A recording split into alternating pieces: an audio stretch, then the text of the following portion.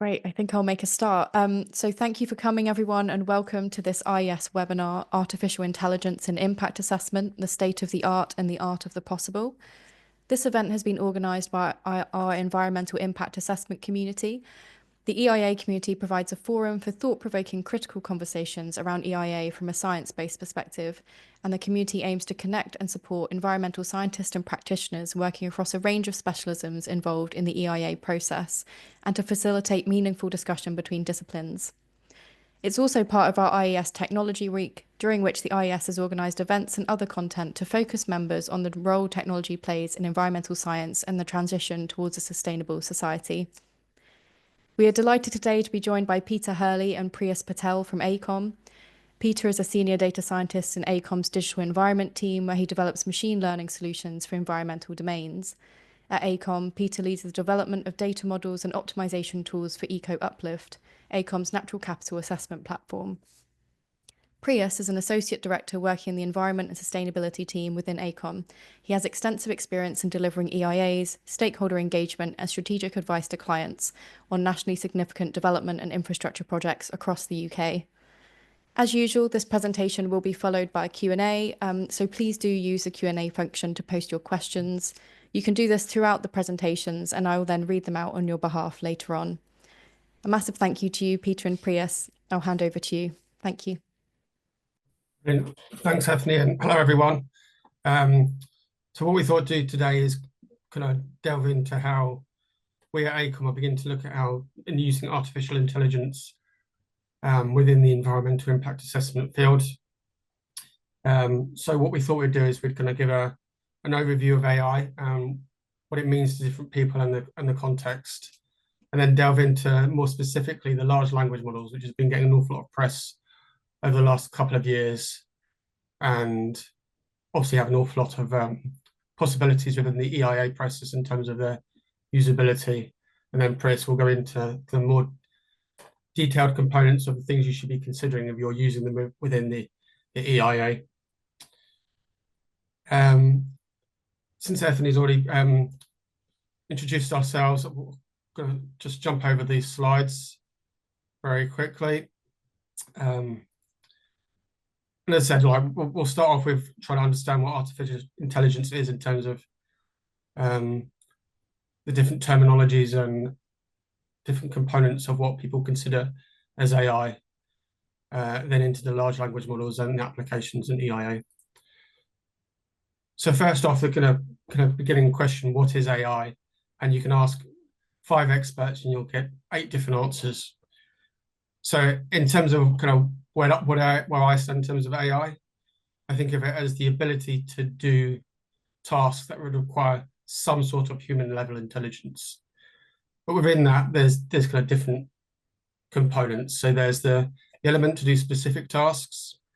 So that would be things like image recognition, language translation, recommendation engines, the things you'll see in Amazon when it's suggesting what products you might be interested in, or movies that you might want to watch on Netflix. And there's also model emulation. So there's an awful lot of work in machine learning or AI where you're using the machine learning ability to almost copy complex simulations, be it weather forecasts or protein generation. And we're very much there. We've got an awful lot of different AI models that can do those specific tasks now and do a good job of them. Over the last couple of years, we've seen more of the kind of advanced multi-model or generative AI. And there are things where you're converting from text to image or image to image. So some of you may have come across Stable Diffusion, which can generate images or even videos now based on text prompts. And then we also have the large language models like ChatGPT, which can do an awful lot of this kind of processing as well. And then there's also the kind of reinforcement learning approaches that people are beginning to use for self-driving cars. So that's the type of stuff that Tesla are doing in terms of their self-driving capabilities. And then there's the holy grail, which is artificial general intelligence, where you have models that can both learn, reason, and decide, and they're doing that exceeding human level cognitive abilities.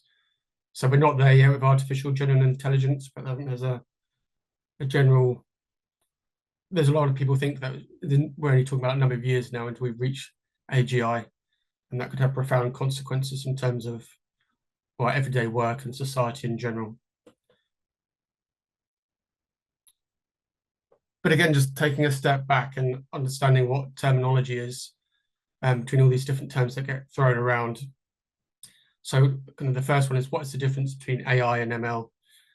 And a colleague in one of my previous roles liked to define it as, if it's written in Python, it's machine learning. If it's PowerPoint, it's AI. It's often used as a bit of a buzzword. But I guess in truth, there's actually quite a lot of overlap within these terms and how people use them, and they're often used interchangeably. But I think it's more helpful to kind of see it in this kind of broad structure here, where you have artificial intelligence, which is the kind of general term capturing lots of different components. And then within that, you have machine learning, which is really what's kind of enabled the rapid progress in AI over the last 5-10 years, where you have machines, or you're using computers and vast amounts of data to learn patterns. And so, for example, like your image recognition, and by learning from lots of data examples, it begins to have, or it can complete those specific tasks. But again, even with machine learning, there's different areas of that as well. So it's the neural nets and deep learning, which has seen the kind of prominence over the last 5-10 years. So that's using things like GPUs in terms of compute and vast amounts of data to produce these really quite novel and complicated models. But there's lots of other kind of traditional techniques within machine learning that come from a more statistical background, which can also be very useful for specific problems. And one of those, which is very close to my heart in terms of what I've used in previous projects and other roles, is the probabilistic methods. So that's where you're using things like Bayesian probability and something called probabilistic programming. But what that allows you to do is to come up with systems where you maybe don't have as much data, or the data is of variable quality. And then you can also combine that with domain knowledge and also capture the uncertainty around those processes as well. So yeah, lots of different techniques within AI and machine learning. And this next slide kind of captures what some of those other kind of broad techniques are. So on the left-hand side, you have a kind of a spider diagram of all the different other types of machine learning techniques that people can use. What's often referred to as a machine learning zoo. And on the right-hand side, you can see, again, broad categories of machine learning where they can actually be applied in different areas. So from the EI perspective, there's obviously lots of different areas where machine learning can come into, be it air quality, in terms of predicting air quality, monitoring with remote sensing and land cover monitoring. And it's the job of a data scientist to understand exactly what the problem is and then what the best technique is to use for that specific problem. And that might be something like deep learning, there's lots of data around, or it could be one of those other more kind of traditional approaches, which is more transparent in terms of the decisions it's making, or that are coming out of the machine learning solutions. But what we thought we'd do now in terms of AI is kind of give a bit more detail on the large language models, because that's what's generating a lot of the excitement over the last couple of years, and even this week with the deep reckoning or DeepSeek model. And within ACON, we're really beginning to explore how these types of models could be used to speed up and carry out some of the more mundane tasks of AI. So going from the, for example, your heritage records and having to combine them and kind of just sort them out into spreadsheets, which could take days if there's thousands of records. There's something like a large language model could actually be quite useful for that task. But I think in terms of understanding where they're appropriate, there needs to be some sort of level of understanding of what they're actually doing. So if we just kind of dive into what these large language models are actually doing at a kind of very basic level, is they're doing what a lot of machine learning models do. You're giving it data, you have a model, and then you're predicting the next word. And they're using these deep learning neural networks to do that. So we've got an analogy of that kind of network at the bottom there, where you're feeding it different words. So the C is, and then you're predicting the next word, which is blue. Now, just this model on its own is not very useful. It's just, say it's been trained on massive amounts of data just to predict the next word, but it can spew out a lot of rubbish, and that's where we were with one of the earlier GPT models, GPT-3. What's made them more powerful over the last couple of years is something called fine tuning. So we've got the model and we've trained it on terabytes of data from the internet. What fine tuning does is that it takes that model, gives it examples of where you have a human asking a question and a human answering that question. And by using those examples and fine tuning the model, you turn something which is just predicting the next word to something, or a model which can then begin to actually almost answer questions and appear like it's got more cognitive abilities.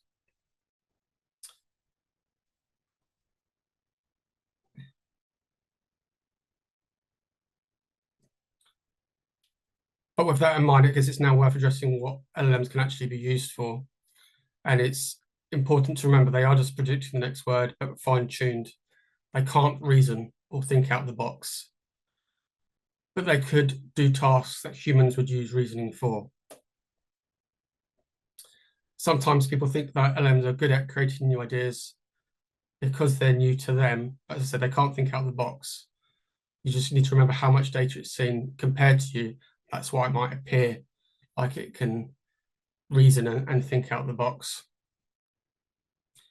That said, despite it being what you could classify as a fuzzy finder or a complicated interpolator, because it has seen so much data and it's been fine-tuned to answer in specific ways, it can now begin to do some quite complicated tasks, such as summarizing text, which I'm sure some of us have seen. If you can provide it with PDFs or reports, and it can begin to pull out the key components of that report and summarize it into a couple of paragraphs if that's what you require.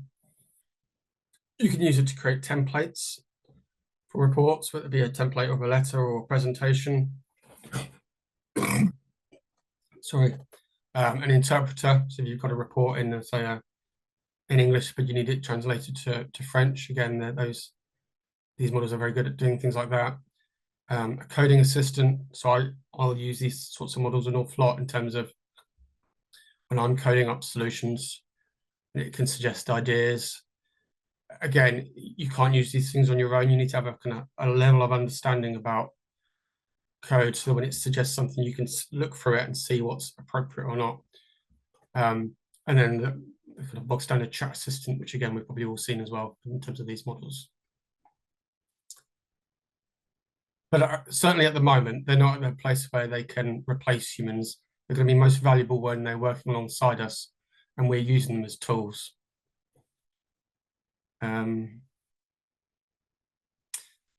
Then there's other considerations we need to consider when using them as well, and security being one part of that. So some of these models, especially if you're interacting with them and they're running in the cloud, most of these web-based operations will be storing some of your data in terms of how you interact with that. And there's obviously huge amounts of data privacy issues, especially around the EIA process in terms of how you might want to use them. There's the environmental impact. So training these models can take vast amounts of energy, and there's massive kind of compute servers that are used for days, if not months on end, when you're training these models. And that's something we should probably be considering more in terms of how we're using them. Then there's a whole accuracy and reliability component. So certainly if you're using large language models and you're not providing it with information and you're asking questions, you can often see it hallucinating, where it's very confidently giving an answer, but it's made that answer up. There are mitigations around that, which we'll touch on in the next slide.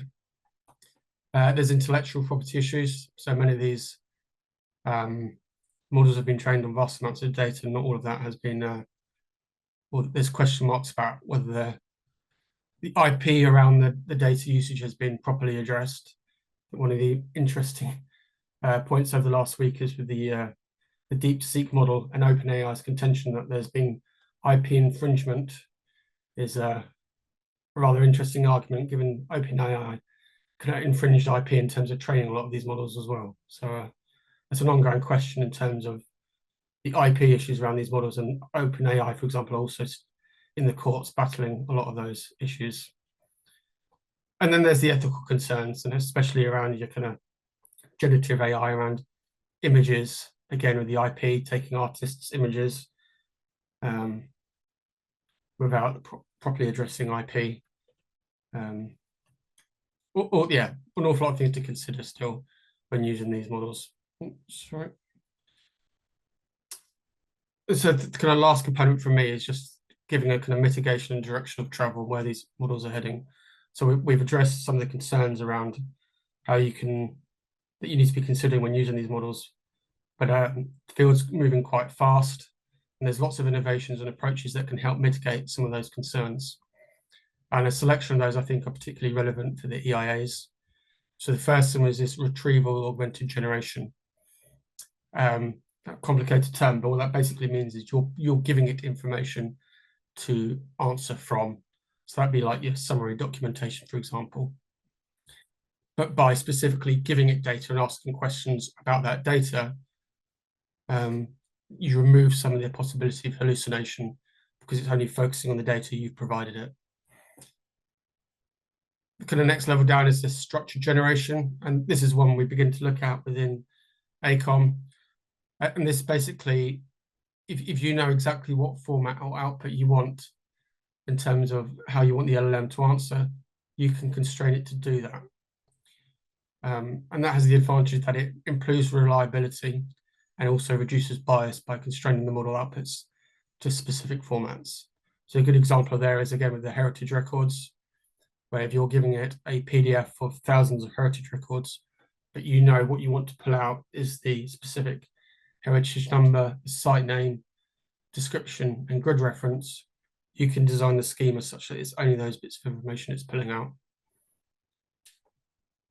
The next level down, agentic workflows and chain of thought. So this is one of the more exciting areas, I think, of these large language models. That's where you are beginning to organize different or create what we call LLM agents to do specific tasks. And then you begin to organize them so they can talk to each other, and carry out separate or tasks flexibly. So chain of thought's a good one, where you might have a large language model first deciding what it needs to do based on a user input. Another agent then carrying out the task. Another agent checking the output from that previous agent against the original question. And it can go on. But by doing these kind of chains of agents doing specific tasks, you can enhance the accuracy and reasoning or verification of these agents. And then the last one, in terms of addressing security and privacy concerns, is there's now an awful lot of open source models that are available, and they have, some of them have been converted, so they're a lot smaller in terms of size. But by doing that, you can then actually run them locally on your own machines or your own server.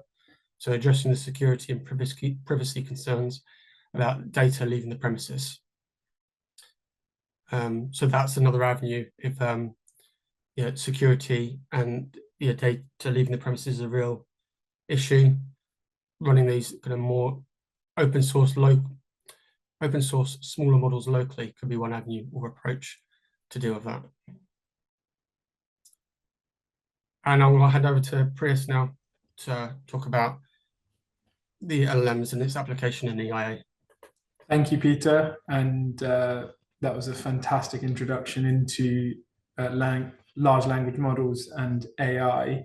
What I'm going to do is contextualize it for EIA and talk about some of the potential uses across the timeline of an EIA. And then I'm also going to give some specific uses for today, the applications where we believe AI would be able to be effectively and easily used to help hit the key topics of efficiency, accuracy, and helping that decision-making process throughout the EIA. So you can go on to the next slide. So there are applications throughout our process, from baselining all the way through to monitoring. So if we think about baselining, one of the key elements here is the volume of data, whether this comes in the form of satellite imagery, climate data, historic records, as Peter touched on, or whether this is remote sensing, our field teams out on site. Now, the volume of data we get back at the baselining stage is quite significant. Now, AI is a very, very useful tool in helping to identify early impacts, to help identify early risks, but also to show us the early patterns that we're seeing. In a very basic sense, it can help us process this data and pull out the pertinent pieces of information. It can also work to integrate the data across various platforms and various sources, and give us a comprehensive view of what we're seeing at that baselining stage. Many of you will be working in the EIA field and will know that this is a task that often takes a large quantity of time, and this time saving would spell a very important piece of efficiency during our process. The second point I'm going to touch on here is the early predictive modeling. So when we go through the optioneering phase of an EIA, a very, very useful tool of AI is helping us formulate those early predictive models. So AI models can predict future environmental impacts based on current data. So, of course, Peter's talked about the risks that this can have, and this is one of those potential items which could have a very, very big impact on the sector and on the field if the models can get to a very accurate place. But essentially, it's scenario testing. It's looking at those what ifs and giving us more thorough information to feed into our optioneering reports, to feed to our architects, engineers that we work with across a range of projects. It's providing that high level. The next is through consultation, and I'm going to focus on stakeholder engagement here.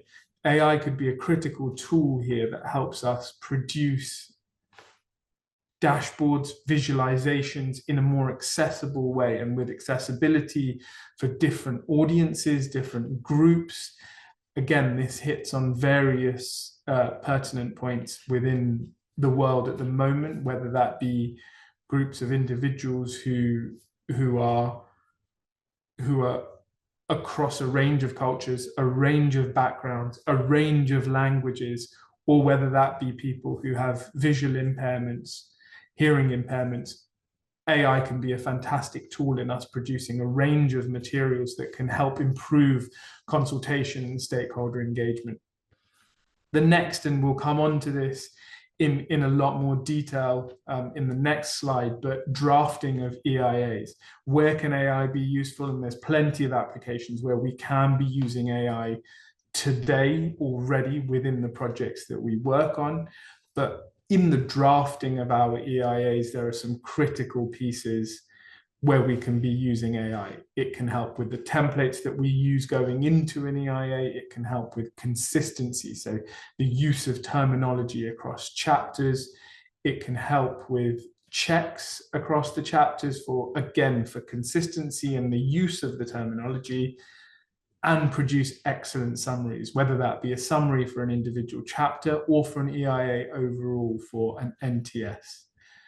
And then finally, monitoring. So monitoring comes at the end of our process, and monitoring is a continuous process that happens.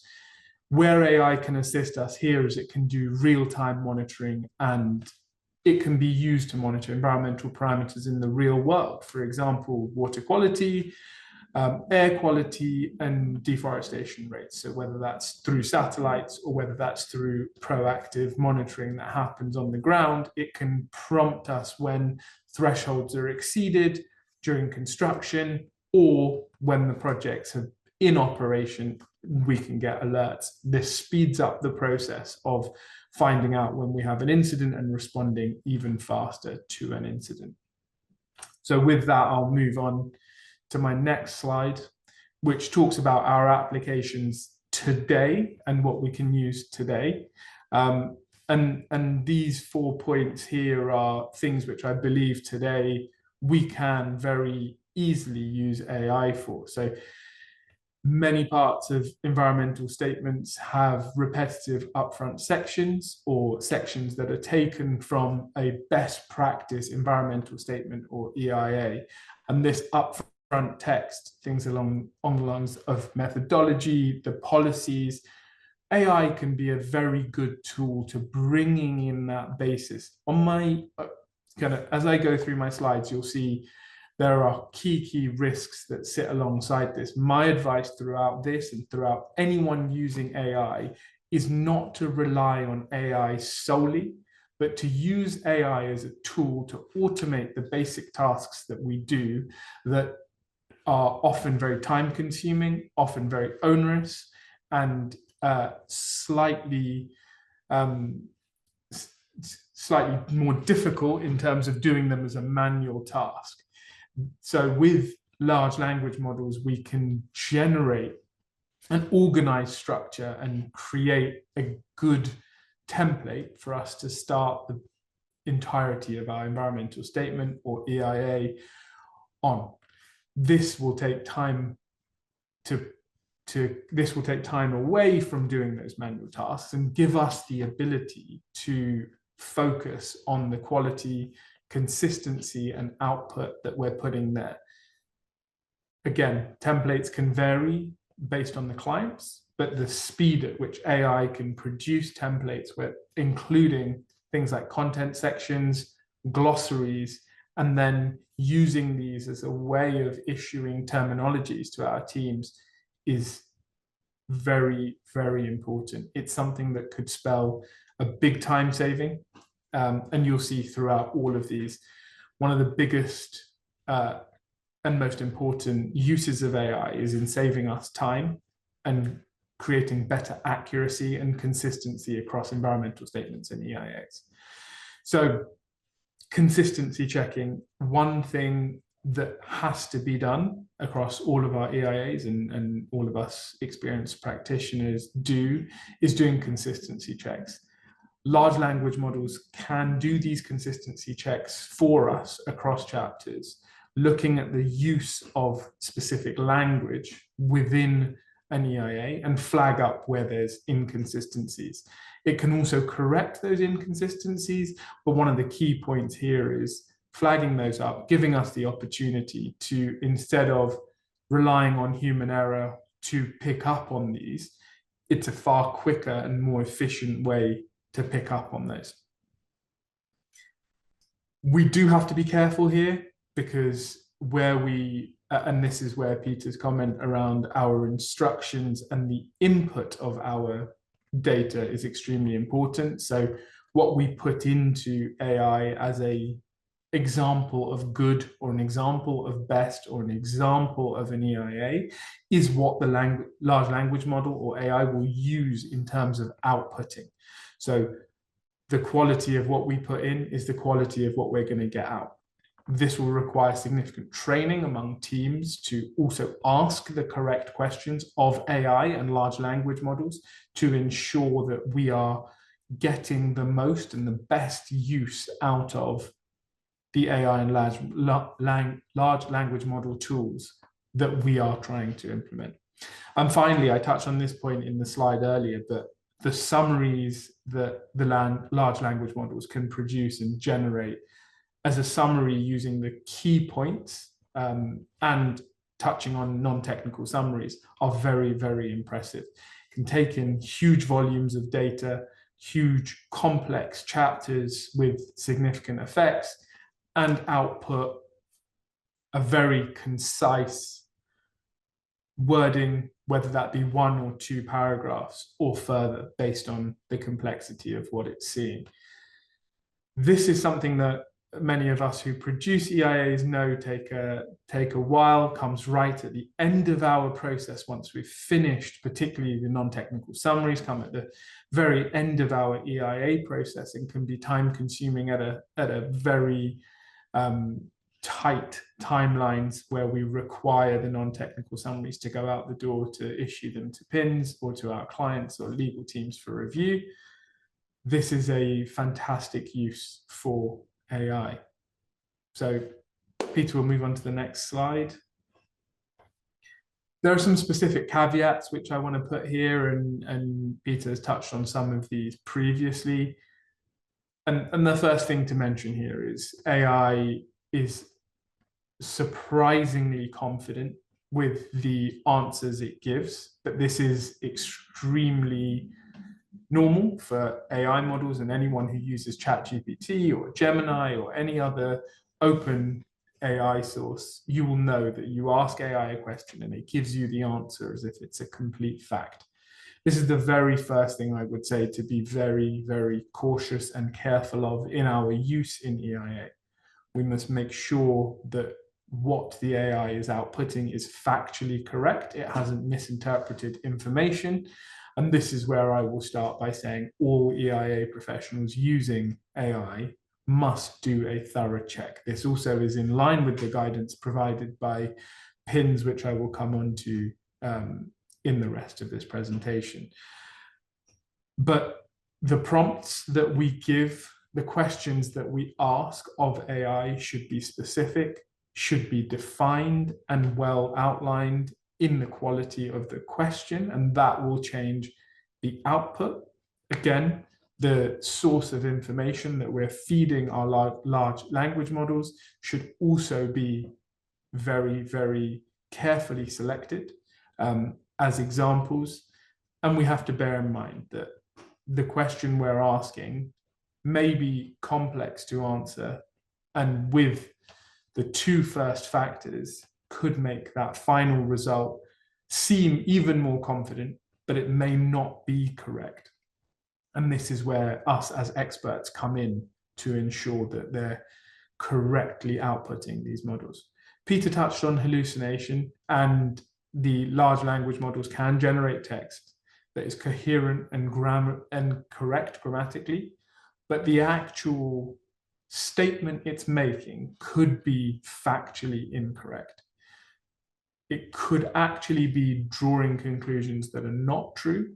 Some of you, again, who use AI in your personal life may have seen this happen in the AI tools that you use. But when it comes to the production of environmental impact assessments, we must be extremely cautious with this. The next part is around using competent experts. So this is a statement that's come from PINs. So the applicant must ensure that the environmental statement is prepared by competent experts. So they're talking around the production of the environmental statements that go to PINs, the planning inspectorate, and they must ensure that these have been checked by competent experts within the EIA field. I'm going to take this one step further, and I'm going to say this: to use AI in EIA is a very efficient, effective, accurate tool, but there is a level of training that is required for anyone who is looking to use AI. There is education piece around the potential downfalls of using AI. And these are barriers that we will see with any new technologies, any new digital platforms that we're using. There is a teething process. There is a process to taking these on board. There is self-training. There is training as a team. And that's why we have people like Peter within our organization who are exceptional when it comes to the technical information on large language models as well as AI. And finally, a quote here on expertise from the planning inspectorate. So the environmental statement must be accompanied by a statement from the applicant outlining the relevant expertise or qualification of the expert. So this is proving that we are, and the correct experts to be using AI, but also we are the correct individuals who understand the environmental statements to the level where we can effectively use AI to gain efficiencies and gain accuracies through the documents that we're producing. Peter, that takes me to the next slide. So I'm just going to run through the Planning Inspectorate guidance, and this hits on 4 kind of key points. The guidance came out last year in September, and it hit 4 key points for me. One is transparency and disclosure. So under transparency and disclosure, PINS have made various statements across their advice that they published that looks at individuals, applicants who are putting documentation forward to declare their use, specify how they used AI or large language models in the production of their documents throughout the entirety of the environmental statement. They want specific notification of where images, videos, or even multimedia used in consultation or within the individual environmental statement where AI was used to assist these processes. And they want to know where AI finally and has made specific changes. So within the document, if there are places where AI has been used to make a specific change to the terminology, to the words, to the language, they'd like this to be clearly demarcated. The next is accuracy and responsibility.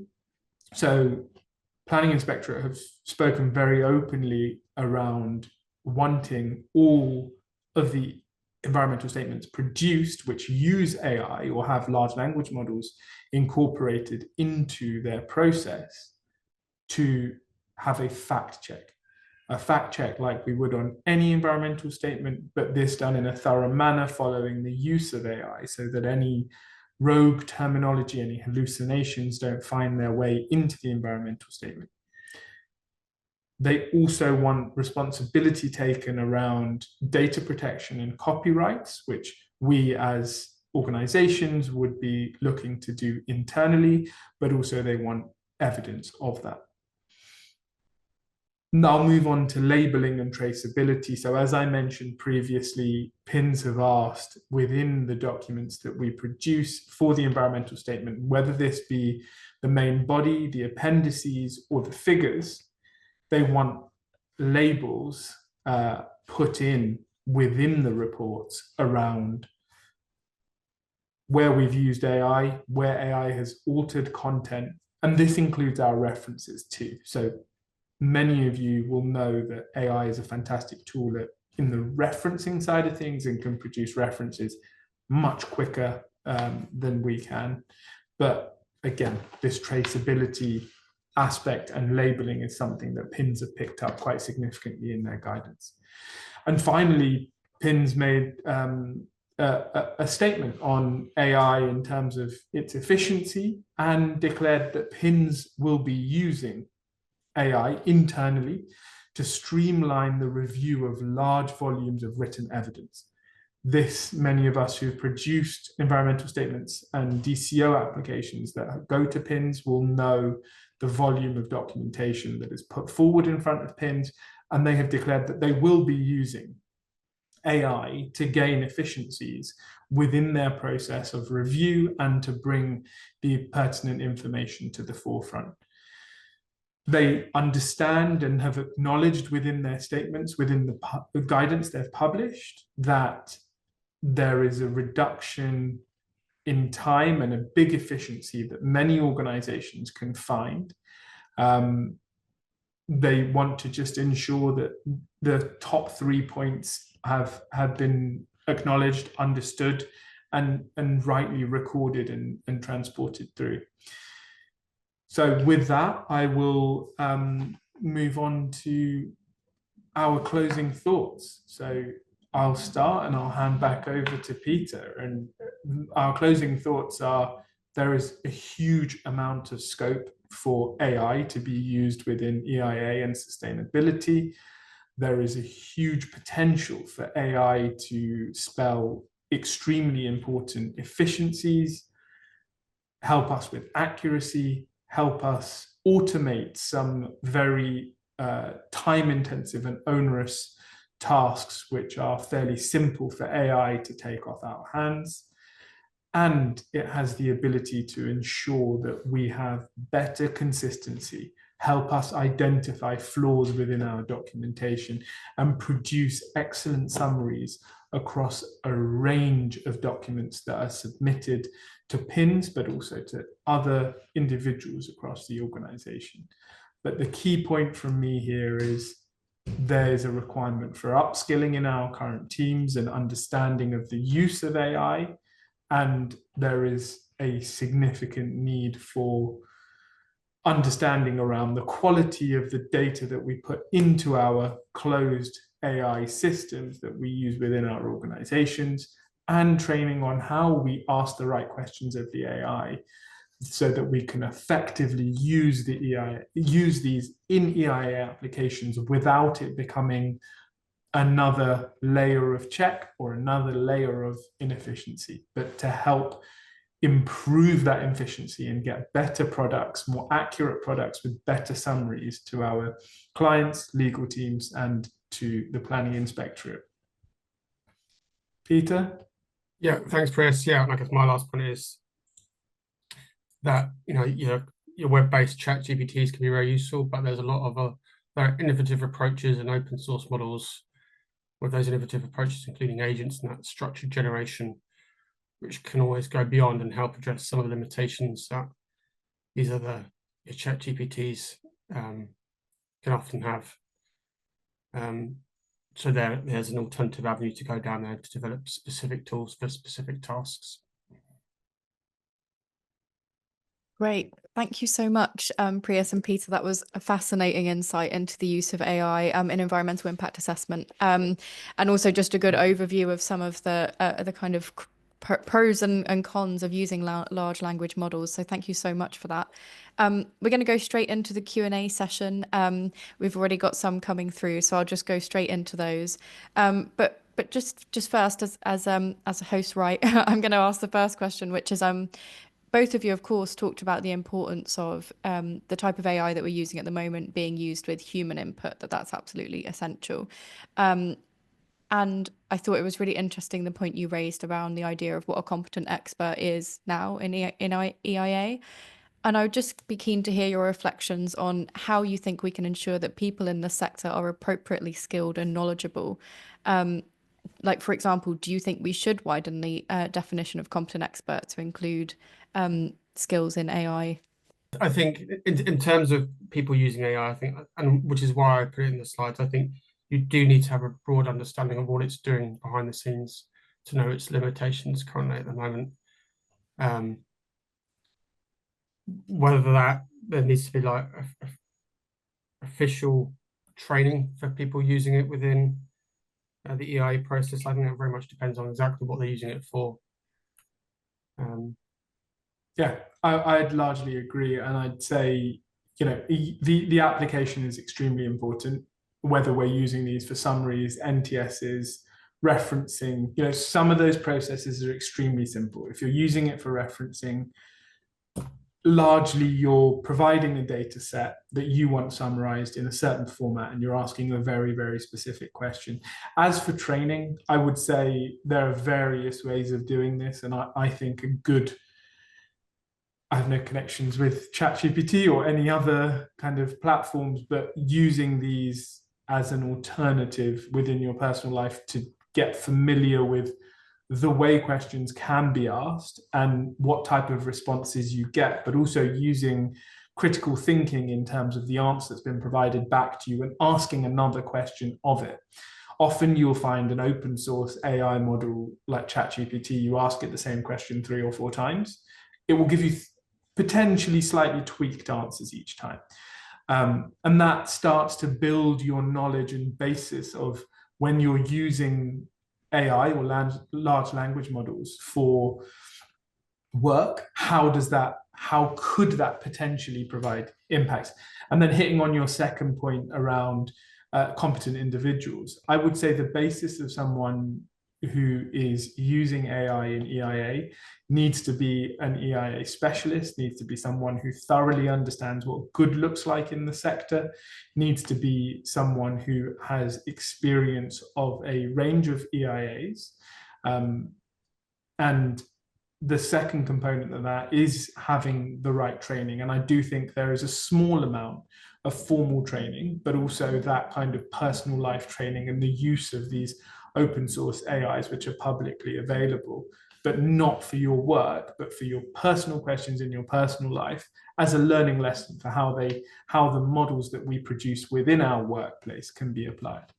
So yeah, I think there is a scope potentially to expand those. And if you spell efficiencies in things like producing templates, producing glossaries and standard language, and then consistency checks, that time can very easily be provided to other experts within the industry who understand AI. For example, someone like Peter, who understands AI far better than myself, to do an extra layer of check to ensure that AI has been used appropriately and to audit the process of the use of AI. So yeah. Thank you. That's really useful, a really useful insight. It was also interesting to see that the planning inspectorate had the statement at the end saying that they were going to be using it themselves. And so we have a question here saying, how can or should we change our environmental statements so that if someone like the planning inspectorate was using large language models to summarize the report, that it actually gives an accurate answer? I think this touches on the point I made earlier. So planning inspectorate. So my first assumption would be that the planning inspectorate are training their staff on the use of AI. What we wouldn't expect to see or could potentially happen in the early times of the planning inspectorate using AI is this exact point, the misinterpretation of information, those potential hallucinations or statements which aren't within the chapter, but the AI and the large language models drawing conclusions that we've not drawn throughout the document. So planning inspectorate have been very clear around where we use AI, and I think that the same will apply for themselves, where they're using AI to summarize their documents and pinpoint this to applicants as part of the process. And I think it's quite important that this is an iterative process where planning inspectorate work closely with their applicants in showing where they've used AI and how they've drawn certain conclusions. As many of us know, AI is the open source AI models are publicly available. So when we issue a environmental statement and these go out in the public realm, there is nothing to stop any member of the public putting one of our ESs into an open source AI model and giving them a summary.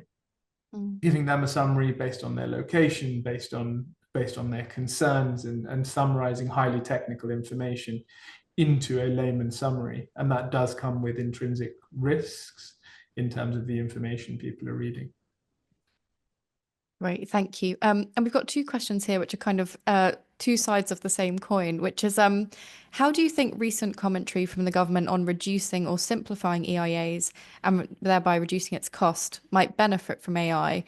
And then on the flip side, if we are training AI on kind of EIAs that exist already, how do we ensure that the ones that the outputs are not overly formal, verbose, and hard to read, kind of based on previous examples? Yeah, so it's I would say this is a very, very important topic and a very important question. And I'd say both sides of that coin have truth in them and have parts of them which are worth considering. And, you know, AI is a fantastic tool in summarizing. It really can summarize enormous volumes of information and give a very concise answer. As to how much information it's cutting out is an essential question. Where EIA moves in the next year to 2 years to 5 years, and where the implementation of EIs changes is yet to be kind of finalized, but I think we know the direction we're moving in. And I would say, from my experience and from what I'm seeing, AI could be an even more essential tool in helping the government achieve those efficiencies that they're looking for within the EIA process. That can be beneficial both to the stakeholders of the project, as well as the clients, and as well as the applicant and the governing authorities too. Great, thank you. That's really useful. Could I just answer Oh yeah, that of last course. point there about the training and the EAs? I don't think there's many tasks in which you'd want to train one of these large language models on the actual EIAs themselves. I think their capabilities in terms of how they've been trained on an awful lot of data from the internet is probably enough. And I think it's providing with the raw data and summarizing it and pulling out key summaries.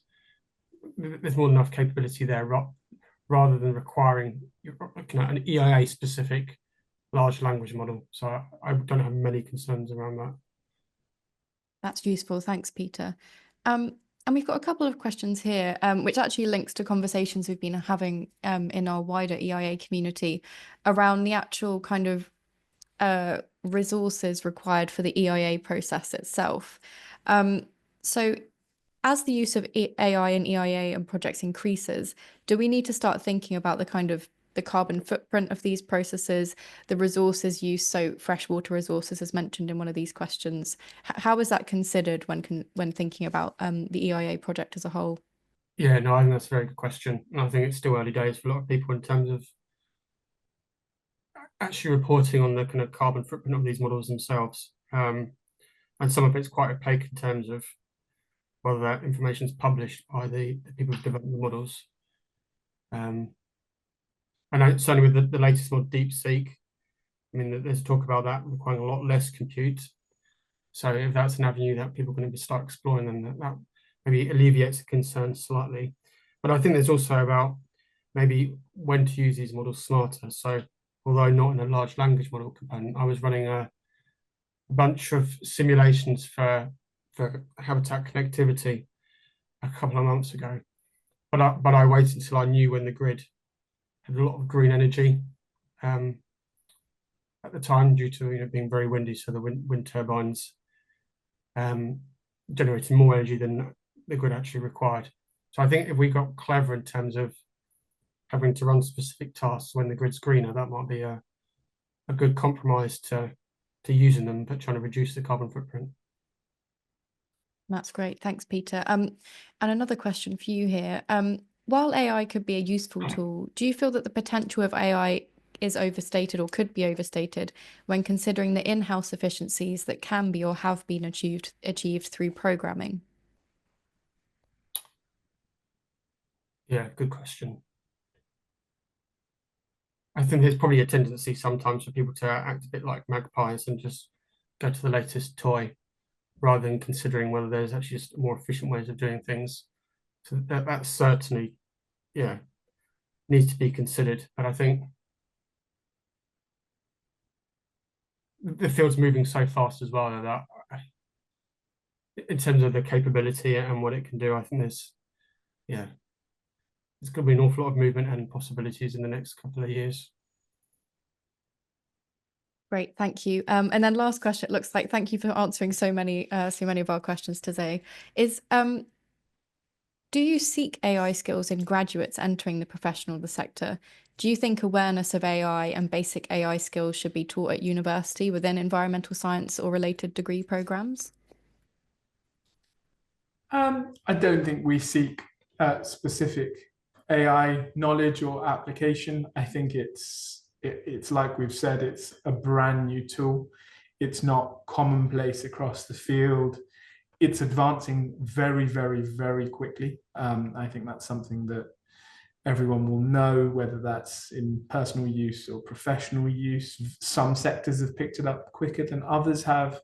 I don't think it's a specific skill. I do think, however, with the current use of AI, having a broad knowledge set and understanding and interest in AI is something that is healthy. I think in a similar way to doing research around topics. It kind of hits a point of advancement, of digital progression, but also, at the same time, understanding the weaknesses of AI.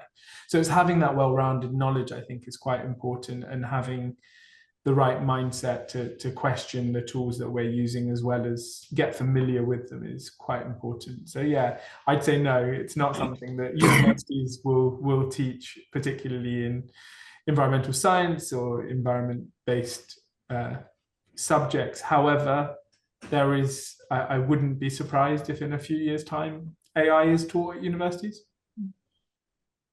Great. All right. Well, thank you so much to both of you, Peter and Preeyus, for presenting. It's been a really fascinating insight into AI and its uses.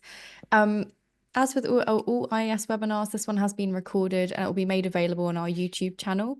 If you are watching the recording on YouTube, please do subscribe to our channel, like the video, and hit the bell to gain notifications of new content. And if you are an IES member, don't forget to record your attendance at this webinar in our CPD tool. You can find this by logging into the members area on the IES website. And if you've enjoyed today's webinar and you're not a member, please do consider joining the IES as a member.